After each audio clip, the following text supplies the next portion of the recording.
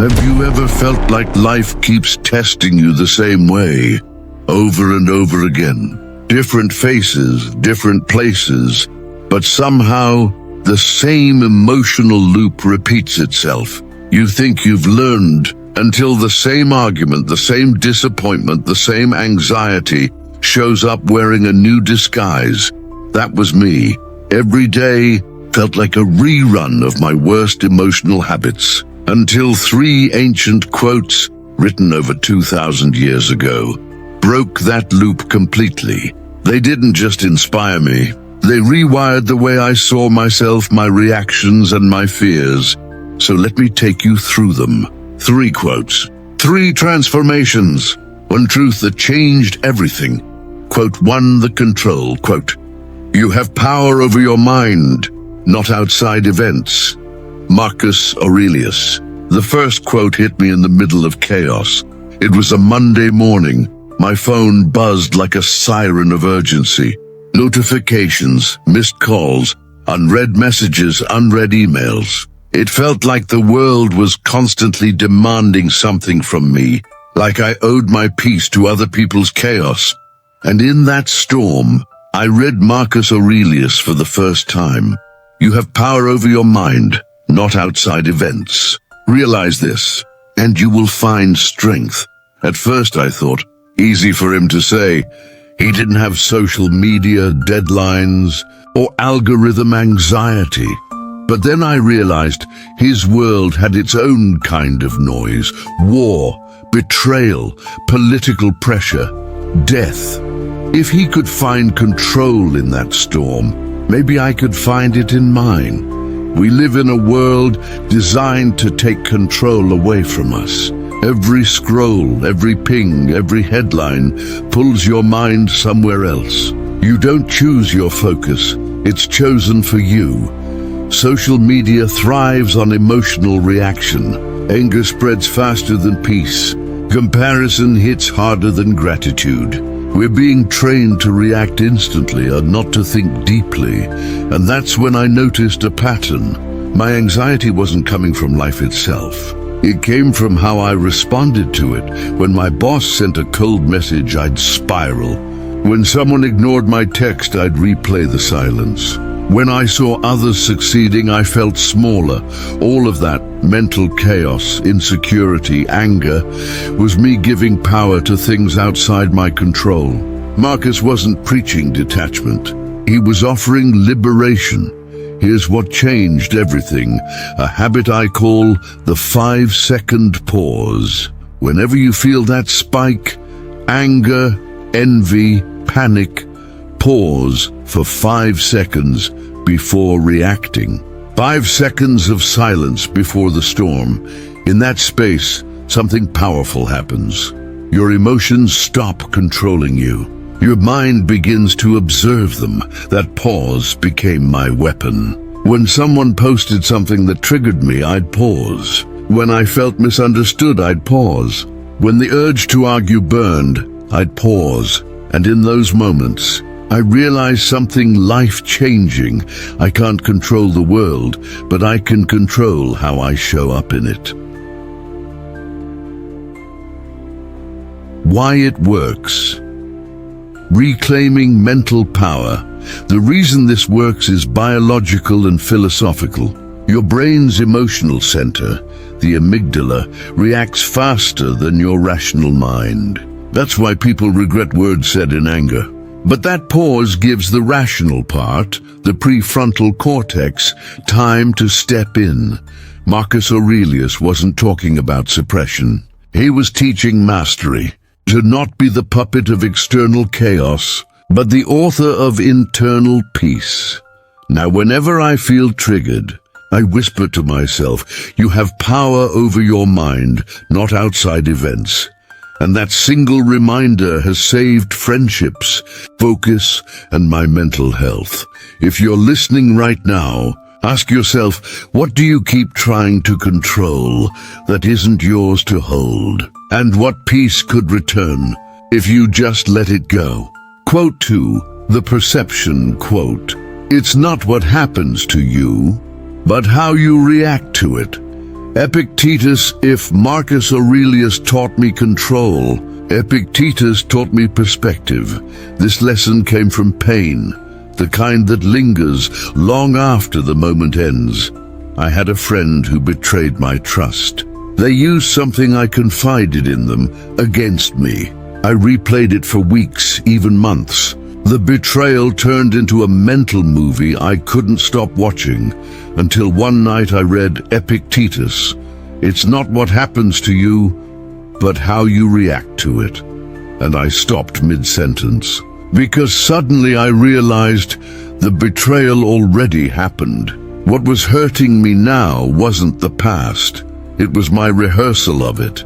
In today's world, emotional pain doesn't end when the event ends. Social media keeps reopening old wounds. Photos, memories, old messages, digital ghosts haunting your peace. We scroll through the past like archaeologists of pain. Every memory, every screenshot, every last seen time, another weapon of self-harm. And manipulators know this. They use your emotions against you. They twist your reactions into ammunition. But Epictetus gives us the counterstrike. They can't control how you feel unless you let them. I created what I call the Reframing Journal. Every time something triggered me, I'd write 2 sentences. What happened? How I choose to see it. At first it felt forced, even fake. But with time, something powerful happened. The same events began to lose emotional gravity. For example, what happened? My friend betrayed me. How I choose to see it. They revealed who they were early enough for me to walk away. What happened? Someone ghosted me. How I choose to see it. Rejection redirected me to peace. That single reframing changed my emotional chemistry. Why it works. Shifting emotional power reframing doesn't deny pain, it redefines it. When you reframe, you move from victim to observer. You stop asking, why me? And start asking, what now? Neuroscience backs this too. When you rewrite an emotional story, your brain literally changes how it's stored. The pain becomes a lesson, not a wound. The emotion becomes energy, not exhaustion. Epictetus didn't say life wouldn't hurt. He said you could decide how deeply it does. Months later, I met that same friend again, the one who betrayed me. They apologized, and I noticed something strange. The anger I once had was gone, not because they changed, but because I did. The journal worked. I didn't forgive them to free them. I forgave them to free myself. That's when I understood Stoicism isn't about cold detachment. It's emotional intelligence in its purest form, power over your perception. Think about this. What's one memory you keep reliving that deserves peace, not punishment? Write it down. Then ask, how else can I see this? That's where healing begins. Quote 3, the action, quote, we suffer more in imagination than in reality. Seneca, this one changed everything. Because Seneca didn't just describe my fear, he diagnosed it. There was a time when every decision scared me. Should I quit this job? Should I start that project? Should I post that video? Each choice felt like standing on a cliff until one night, while overthinking yet again, I stumbled on Seneca's words. We suffer more in imagination than in reality, and I realized most of my pain was self-inflicted. In the age of social media, we don't fear lions or war. We fear opinions. We fear judgment, ridicule, rejection. We live in a digital coliseum, performing for an invisible crowd. Before we even try, we've already imagined the criticism. Before we start, we've already accepted defeat. Our imagination becomes our prison. Seneca knew this centuries ago. The mind creates more pain than the world ever could. Here's what I started doing. Whenever I felt fear, I'd tell myself 10 minutes of courage. 10 minutes to do the thing I was afraid of. Not think, not plan, just act. Afraid to send the proposal? 10 minutes. Afraid to record that video? 10 minutes. Afraid to have that conversation? 10 minutes. And you know what? The fear always shrinks after the first step. Because courage isn't the absence of fear, it's momentum in its presence. Why it works. Defeating imagination's lies.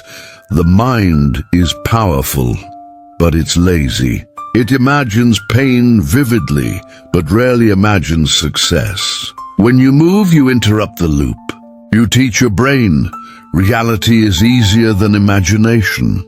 Seneca was reminding us that we live more in our fears than our facts. So I began acting before fear could write my story.